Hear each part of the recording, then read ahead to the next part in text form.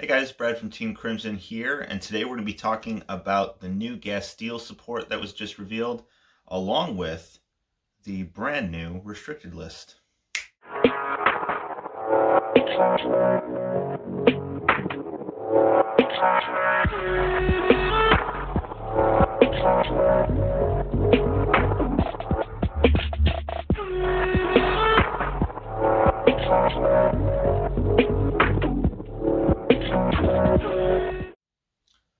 All right, so let's go ahead and get into it real quick. I'm going to go over the grade. There was a grade 1 that was revealed, a grade 2, and then obviously Gastille himself.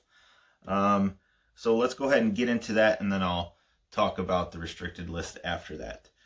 So first off, the grade 1 is Ironheart Assassin. Grade 1, 8K body.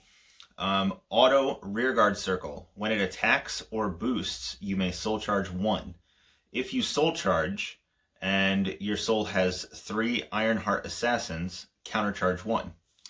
Also, skill auto, when rode upon, you may call this card to rearguard circle. So that's kind of cool. That's a cool card. Nifty. Nifty little card. Moving on to the grade 2, it is Poisonic Abductor. Weird. Grade 2, 9K body.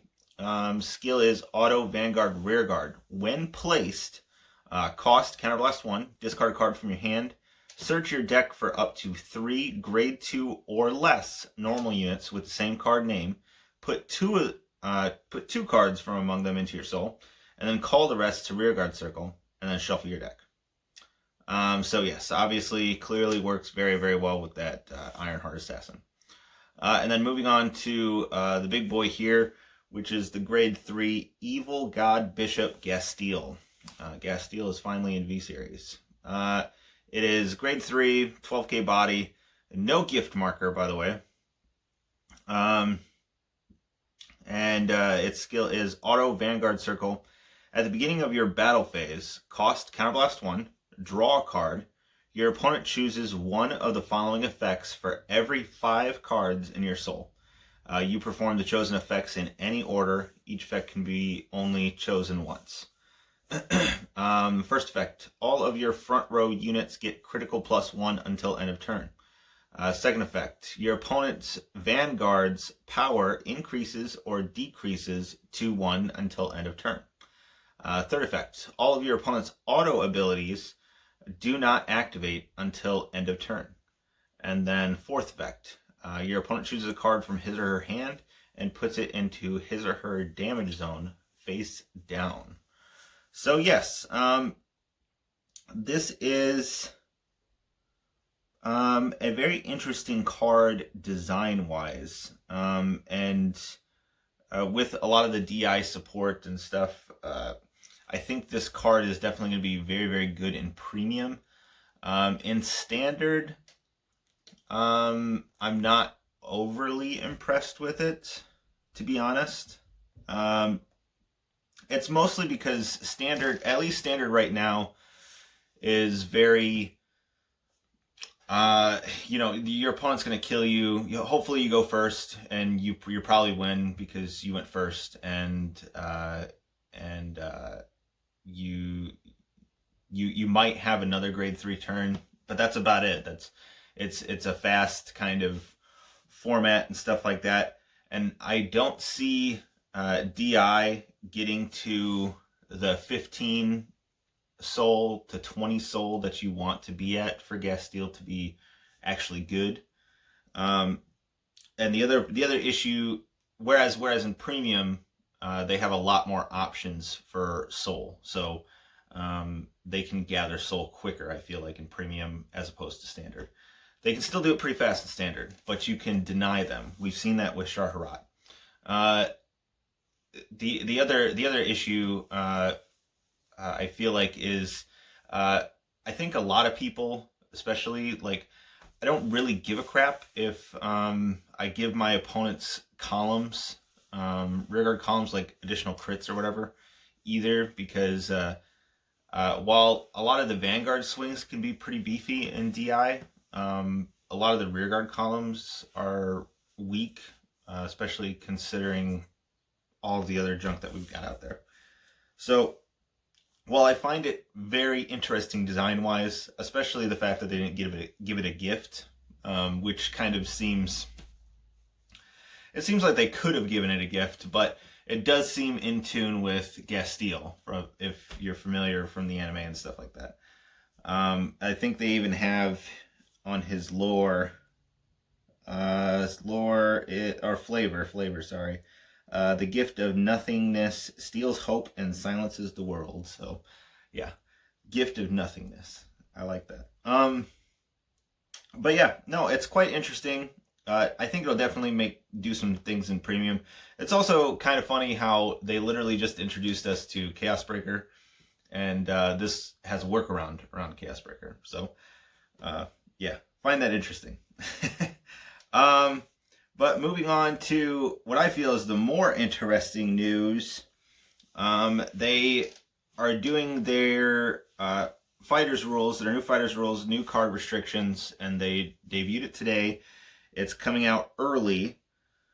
They mentioned that it's normally implemented around February, which seems about right. It's usually after Worlds, which we're not getting this year. So, but anyways, so they're doing it early. Standard choice restrictions between Gurgwit and Percival. So now you can only play one or the other. Definitely needed. Percival made the deck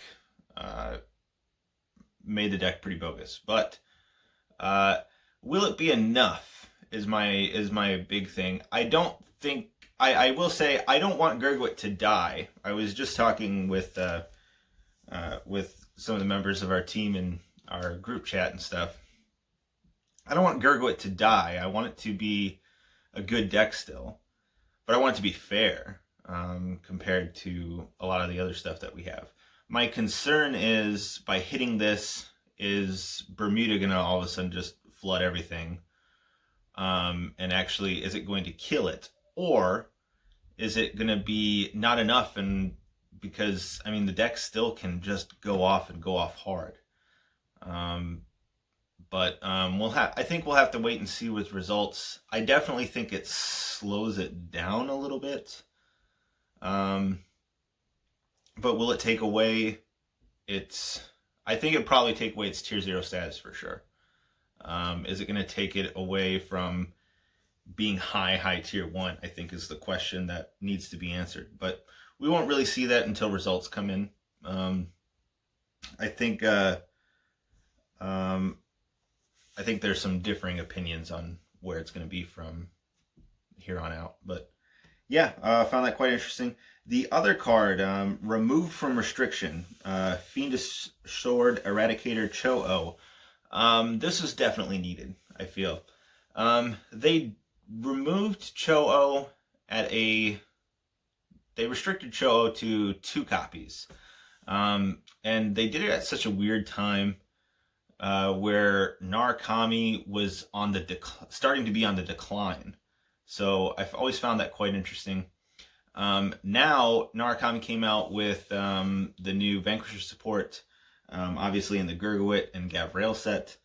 And we saw that Narukami wasn't having much of an impact, especially against Gavrail, who Gavrail is, Gavrail's kind of like an OTK kind of deck, very similar to the Cross in some ways. Usually play gets beefy column. It gets beefy columns as opposed to the Cross, but I usually play 16 crit and stuff like that as well.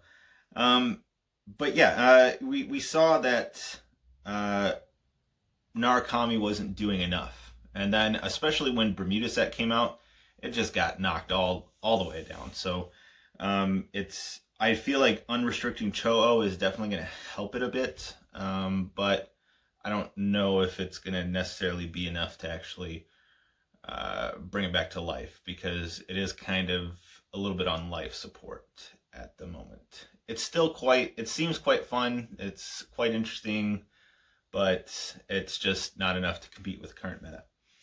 And then the other thing was the card errata for Valkyrian. Valkyrian, they changed the wording to, if it could not be retired, you remove this unit instead. All it's doing is to fix it with the new Angel Feather card, Malkuth Melek. I'm probably pronouncing that horribly wrong. I apologize to Angels players. It had some weird combo and stuff like that where it basically leads into this into a draw. So you could force your if you're losing, you could force yourself into a draw situation instead of actually losing the game. But I don't know. That's kind of weird. I definitely see why they did it. I see why they did it. I see why they addressed it. They also like to future-proof a little bit too. So this is probably good thinking on their part. But I mean, yeah, that's about it. I quite like that they did something to Gurguit. We'll see if it's enough. We have to wait, so we have to be patient for that one. And then, like I said, Cho-Oh was definitely something that was needed for Narukami. But yeah, and then next week is going to be the overdress reveals. Very, very, very important that they don't screw this up. So, but yeah, that's about it from us for this one. Join us later in the week. We're going to be doing what was on the schedule. We are going to be doing another debate video, I believe. I have a topic for that in mind, and we're also going to be doing a 10-year anniversary one as well. So that should be some fun, and we're going to try to get together the entire team. So I think that'll be a lot of fun to have. So stay tuned for that later in the week, and we will see you next time. Bye.